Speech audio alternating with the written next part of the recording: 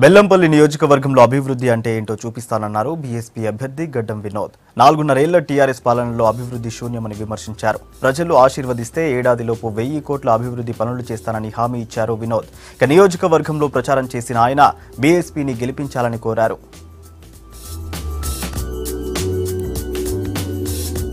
4.5 ఏళ్ల సంది ఏమైంది? శూన్యం పని.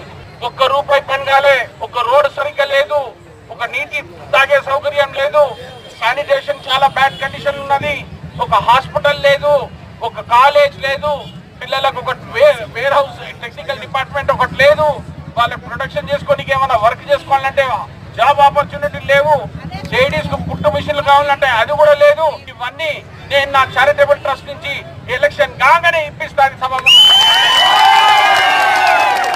మనం బెల్లంపల్లిని, ఇప్పుడున్న బెల్లంపల్లిని దానికి కొత్త బెల్లంపల్లి చేయాలంటే దయచేసి నా ఓటు ఇవ్వండి.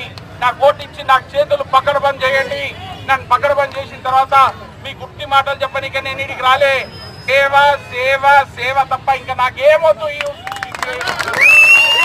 ఆయన 60 ఏళ్ళ సర్వీస్ చేసిన ఎస్సీ ఎస్టీ సోదరులకు దాన్ని ముంగట సాగియాలంటే ప్రజల తీర్పు అవసరం ఉన్నది, ప్రజల ఆశీర్వాదం అవసరం ఉన్నది.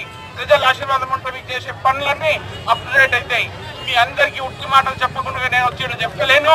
నాకు ఒక అవకాశం ఇచ్చి ఒక్క ఏడాది లోపల 1,000 కోట్ల రూపాయలు తీసుకొచ్చే కార్యక్రమం